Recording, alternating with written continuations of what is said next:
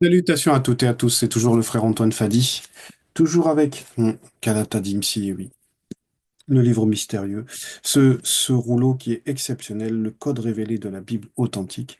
Et on va rester comme là, dans cette petite série de vidéos d'exhortation, on va rester toujours avec Tondo, parce que c'est un patriarche que j'affectionne profondément, parce que il a une relation vraiment personnelle, intime, profonde avec le Verbe, et on va encore le voir.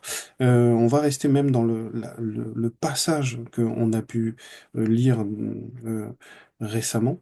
On va aller là, dans le chapitre d'avant, c'est-à-dire le chapitre 25, donc dans Miengue 25, donc les chants traditionnels et combats spirituels, donc les psaumes. Miengue 25, c'est page 447.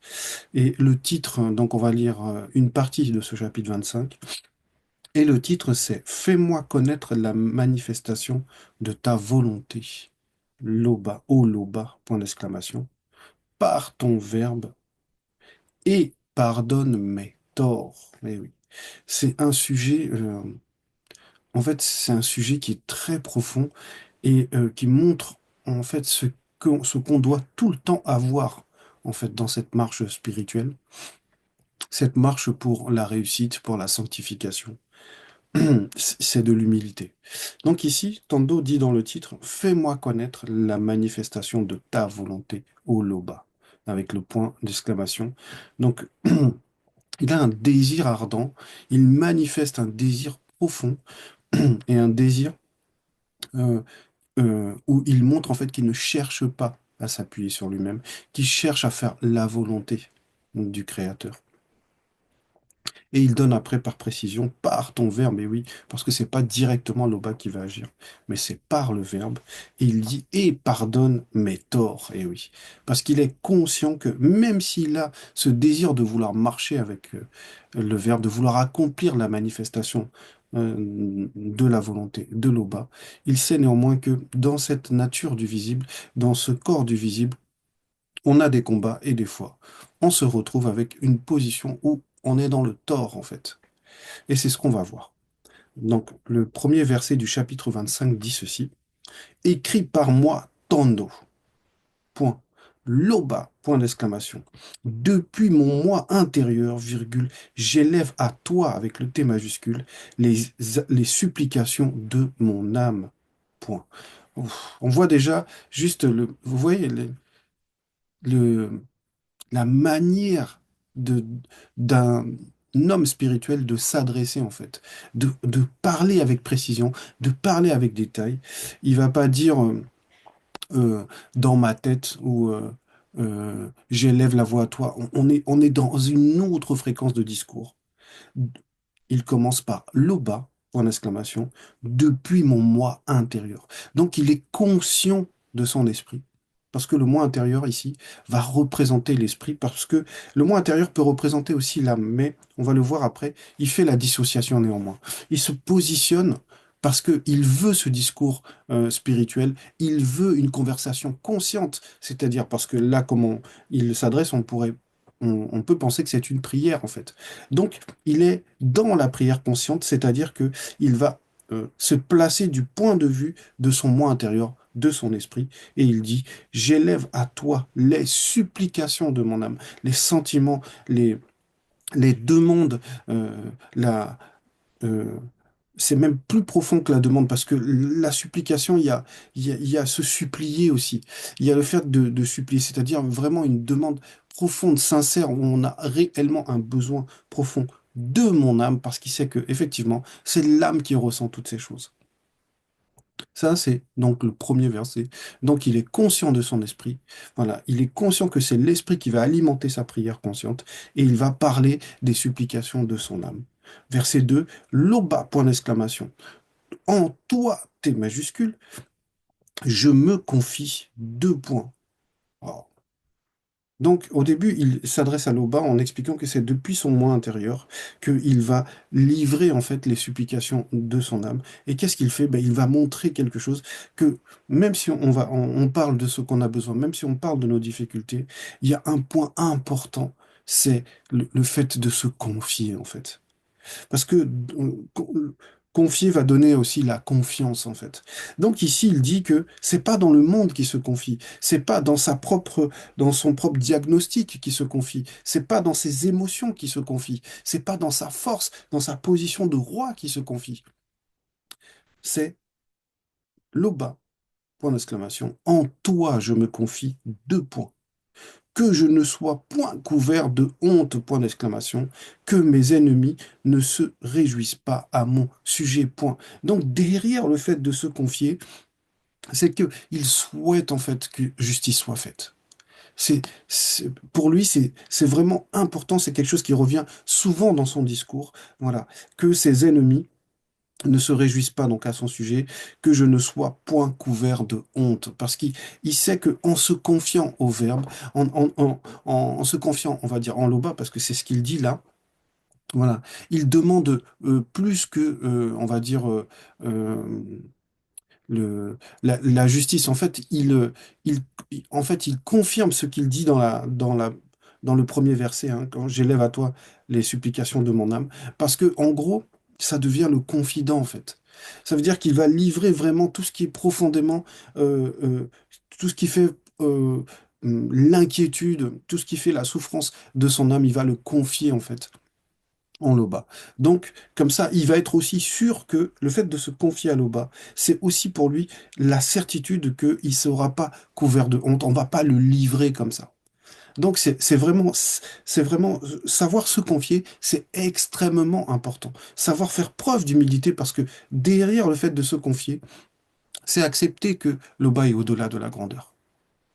Donc, il vient se placer, en fait, comme un enfant qui vient se mettre dans les bras de son parent parce qu'il a besoin de protection, il a besoin qu'on s'occupe de lui, il a besoin, il ne s'appuie pas sur sa force, il a besoin, voilà, que quelque chose de plus fort, de plus grand l'honore, en fait, le protège, le guide et lui rende justice.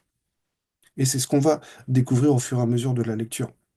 Donc, que mes ennemis ne se réjouissent point à mon sujet. Et c'est le cas parce que euh, si le Verbe applique un châtiment, ce sera jamais pour que le monde occulte, que tout ce qui est mauvais puisse en fait se moquer de la personne. Le Verbe va appliquer le châtiment, mais le Verbe va néanmoins couvrir, hein, la personne. Verset 3. Tous ceux connus qui espèrent en ton verbe ne seront point confondus, point virgule, mais les infidèles seront, eux, confondus. Voilà. Et c'est ça, c'est la confirmation. Il confirme en fait ce qu'il disait dans le verset 2, hein, par rapport au fait de se confier et de ne point être couvert de honte. Il explique ici que tous ceux connus qui espèrent donc au verbe de l'Oba, eux ne seront point confondus. Même si le verbe va te châtier, c'est pas dans la confusion qui va te châtier devant tout le monde, en fait. Ça va rester sous couvert du verbe et tu vas comprendre que le verbe est en train de te châtier, mais c'est pas pour te ridiculiser devant les gens, etc. Donc il y a une forme de, même si c'est une correction, ça reste néanmoins intime et ce n'est pas, tu ne seras pas livré à la confusion comme dans ce monde, en fait. Donc, et il dit, mais les infidèles seront eux confondus. Et oui, ils vont penser qu'ils sont dans le vrai, mais pourtant, tout ce qu'ils font, c'est du faux. Comme on le voit dans les religions, les gens pensent qu'ils sont dans le vrai, qui sont pas idolâtres, même si pour eux, Jésus, c'est Dieu. Il n'y a pas d'idolâtrie derrière. Tout ça, ils pensent cela, mais au jour de la rétribution, au jour du jugement, ils seront dans la confusion. Verset 4. Loba, point d'exclamation, par ton verbe, virgule, fais-moi connaître la manifestation de ta volonté, virgule, afin qu'il m'enseigne, donc qu'il, c'est le verbe, m'enseigne avec le I majuscule, hein, qu'il m'enseigne les manifestations des mystères du grand ordre des choses. Point. Donc là, il s'est tellement placé, il s'est tellement humilié, il a commencé par demander le secours du verbe, il a demandé que le verbe lui fasse justice, que le verbe on va dire enfin Loba par son verbe, lui euh, l'accepte en fait dans cet état-là où il est dans ses supplications. Et là, il va demander quoi? Il va pas demander que ce soit sa volonté qui soit faite, que ça soit comme lui il veut, mais il dit Loba, point d'exclamation, par ton verbe, virgule, fais-moi connaître la manifestation de ta volonté, parce qu'il cherche à accomplir cette volonté. Il veut pas faire les choses selon lui-même,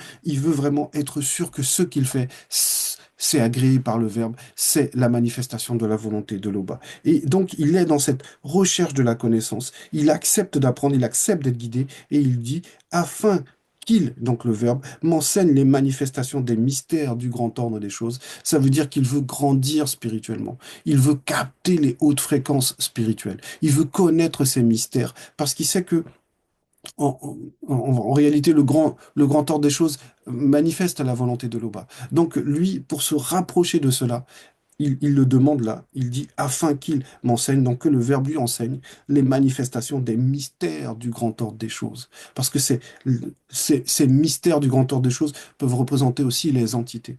Et ce sont les entités qui nous enseignent à faire la manifestation de la volonté de l'Oba, parce que ce sont les lois, tout simplement. Verset 5.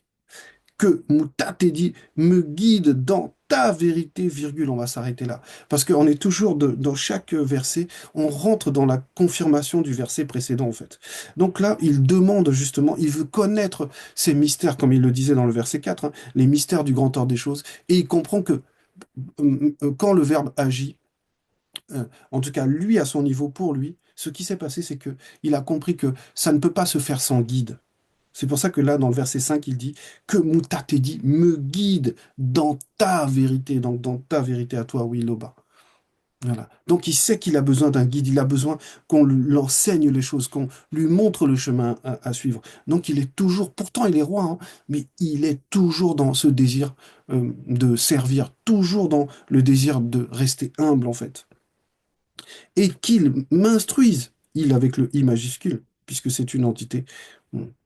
Point virgule, car tu es l'aubat de mon salut, virgule, ton verbe est toujours mon espérance. Oh. Non, mais ce niveau de conscience, de considération du verbe, d'avoir ce genre de langage, on voit, on comprend pourquoi il s'appelle Tando, puis on voit en fait, la qualité de sa spiritualité. On voit oui, c'est ça, c'est vraiment de la qualité dans sa spiritualité. Parce que le langage qu'il emploie nous fait pénétrer, en fait, dans des fréquences, nous ouvre même des portes dans notre conscience, de la manière dont on peut considérer le verbe quand on a cet amour spirituel. Hmm. Car tu es l'aubat de mon salut, tu avec le T majuscule, est avec le E majuscule, l'aubat avec le L majuscule, bien sûr, de mon salut. Ça veut dire que pour lui, tout le salut, tout ce qui peut espérer de bon, tout ce qui peut le faire, on va dire, lui faire accéder au grand ordre des choses, tout ce qui peut le sauver, c'est l'aubat. Car tu es l'aubat de mon salut, virgule, ton verbe est toujours mon espérance. Point.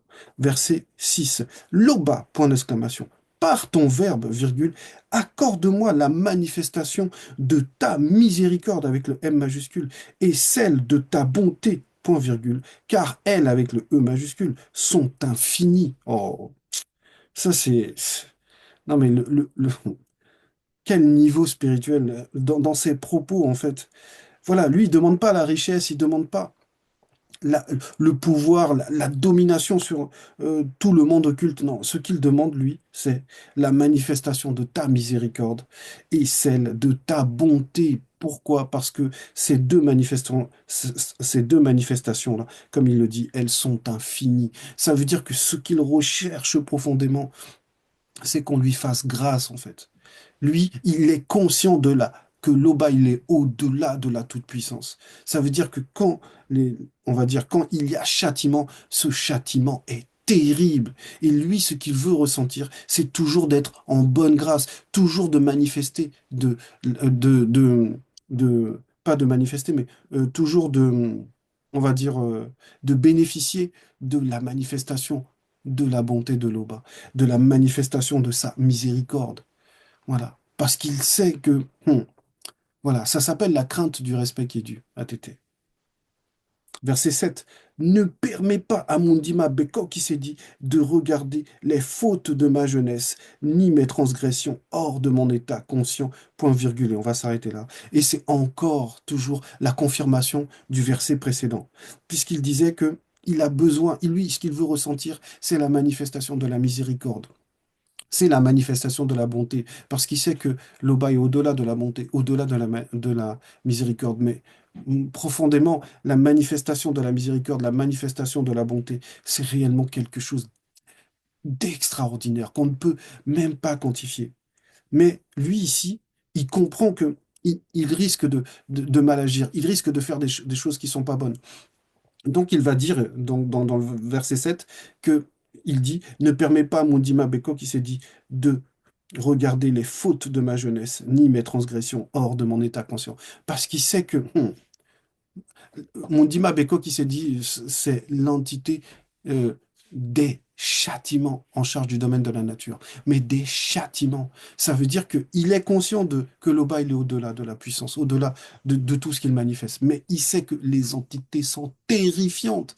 Et là, c'est l'entité des châtiments. Donc, en gros, c'est le châtiment lorsqu'il est spirituel, mais il est terrible. C'est ce que Kondo dit ici. Que lui, il veut pas subir ce châtiment. Il veut pas qu'on retienne ses fautes. Il veut pas qu'on, on, on va dire, il veut pas être dans la culpabilité. Il veut pas être face à Mundima Beko qui s'est dit. Voilà. Et pourtant, il en a connu des entités terrifiantes, hein. Mais là, il est conscient que il faut pas rire avec le châtiment du verbe. Fais-moi grâce, c'est la suite. Oui. Or, on va s'arrêter aussi là dans ce premier passage-là. Ne permet pas à Mundima Beko qui s'est dit de regarder les fautes de ma jeunesse, ni mes transgressions hors de mon état conscient. Mais il est tellement, lui-même, il sait que si tu veux bénéficier de la manifestation de la grâce, de la manifestation de la bonté, il faut aussi que tu connaisses la manifestation de la justice. Donc, même dans ses propos, il est déjà dans une forme de justice, parce qu'il dit qu'il ne veut pas qu'on retienne ses fautes, on va dire, de sa jeunesse, c'est-à-dire où il était dans une forme d'inconscience. Et il dit bien, et ni mes transgressions hors de mon état conscient. Et oui, parce que il est plus dans la jeunesse là. Il est roi. Il fait son parcours de roi, il a des responsabilités, donc il peut pas dire il sait pas que voilà, il est plus dans une forme de naïveté. C'est pour ça que il donne cette précision. Il est précis dans ce qu'il dit. Voilà, ni mes transgressions hors de mon état conscient. Voilà, parce que il sait que à son niveau, on va forcément tout ce qui va être conscient va être passé, on va dire, dans le tamis de la justice. Fais-moi grâce selon la manifestation de ta miséricorde, comme il avait expliqué l'importance de la miséricorde dans le verset 6, à cause de la manifestation de ta bonté. Oh, Loba. Eh oui. Vous voyez, ce discours-là, il est puissant. En fait, c'est quelqu'un de sincère, quelqu'un d'éclairé, quelqu'un qui sait réellement ce qu'il veut dans la spiritualité. Verset 8. L'Oba est bon, l'Oba majuscule, est majuscule, bon majuscule, virgule, et même au-delà de la bonté avec le B majuscule, virgule, il est droit majuscule, virgule, et même au-delà de la droiture, point virgule, c'est pourquoi, virgule, par Mutatedi, virgule, il montre la voie aux non-initiés, graciés. Oh, voilà. Il explique en gros comment lui il voit les choses. En gros, lui, il part d'un fait qui est établi pour lui, c'est que Loba, il est bon et au-delà de la bonté. Loba, il est miséricordieux et au-delà de la miséricorde. Mince, pour lui, c'est c'est- c'est- c'est- c'est le super bien, c'est au-delà du bien, c'est voilà. Donc il y a pas de comportement bizarre comme dans les religions où on te présente un Dieu qui est jaloux, qui est égoïste, qui ne sait pas qu'il fait, qui se repent, etc. On n'est pas dans ce schéma-là. Pour lui, voilà, Loba, il est au-delà de la bonté. Il est au-delà. En fait, comme je dis, c'est le super bien, c'est plus que du bien. Et donc, en ça, il comprend que quand l'Oba manifeste quelque chose, quand même une entité est envoyée, c'est toujours pour établir le bien. Donc, c'est pour ça qu'il dit après, il montre la voie, donc en parlant de Mutatedi, voilà. C'est pourquoi, virgule, par Mutatedi, il montre la voie aux non-initiés, graciés. Donc, on les guide pour qu'ils restent sur le chemin, parce que c'est toujours la manifestation de la bonté, c'est toujours la manifestation de la miséricorde, de fournir un guide, voilà, de ne pas laisser les personnes livrées à elles-mêmes. Verset 9. Il conduit les humbles connus dans la justice, virgule. Il leur enseigne la loi du verbe de Loba. Voilà. Et il, c'est Moutatedi. Donc, il conduit les humbles dans dans la justice, virgule, il leur enseigne la loi du verbe de l'Oba. Donc, quel que soit le niveau, on a, si c'est pas le verbe directement qui agit, ce sont les entités qui agissent. Donc il y a toujours un guide, il y a toujours, dans la spiritualité, on lâche pas les gens comme ça, on les laisse pas divaguer comme ça, on leur donne une marche à suivre, on met les règles. Voilà, c'est comme lorsqu'il y a quelqu'un sort de son corps, voilà, il est toujours accompagné. On sort pas de son corps comme ça, là, bon, comme on veut en fait. Il y a toujours, le spirituel en fait dirige tout, régit tout, puisque tout, ce sont des lois. Il y a toujours des lois. Verset 10.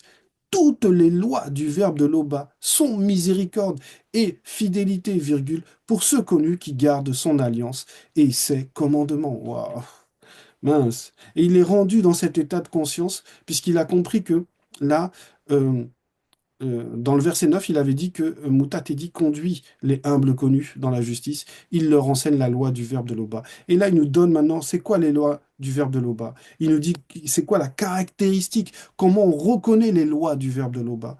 Il va dire dans le verset 10, toutes les lois du verbe de l'Oba sont miséricorde et fidélité. Waouh!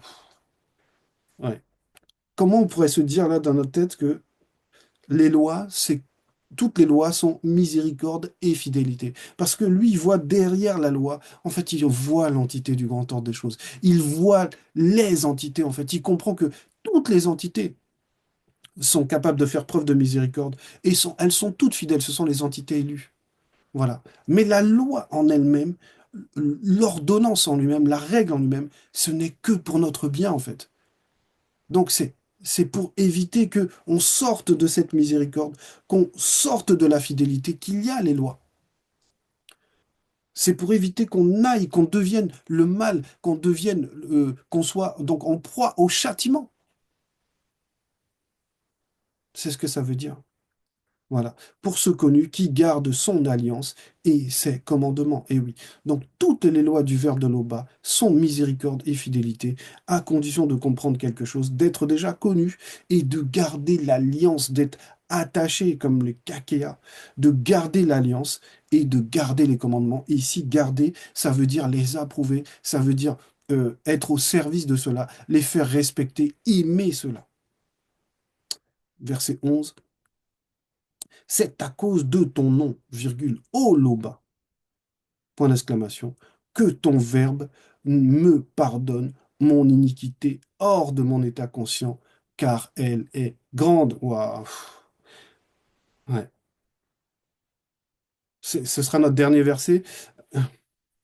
Dans celui-là, il est spécial parce que il dit, c'est à cause de ton nom, virgule, ô Loba, point d'exclamation.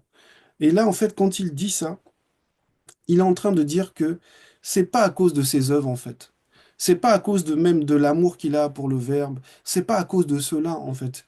Il va dire c'est à cause de ton nom, virgule, ô Loba, point d'exclamation, que ton Verbe me pardonne mon iniquité hors de mon état conscient, car elle est grande. Donc il comprend que puisque les lois du Verbe sont miséricorde et fidélité, il comprend que c'est même pas à cause de ses œuvres, en fait, que on, on ne retient pas sa faute hors de son état conscient. C'est parce qu'il y a là cette manifestation de la bonté, cette manifestation de la miséricorde. Il comprend qu'en fait, c'est pas de sa propre force qui peut être sauvé ou pardonné, mais c'est parce que il sait que, voilà, l'Oba est au-delà de la bonté, il est au-delà de la miséricorde. C'est à cause de ton nom, virgule, ô Loba, point d'exclamation, que ton verbe me pardonne mon iniquité hors de mon état conscient, car elle est grande cette iniquité, et il est conscient que, heureuse- heureusement que le verbe nous aime, en fait. Heureusement que Loba est au-delà de la bonté, voilà.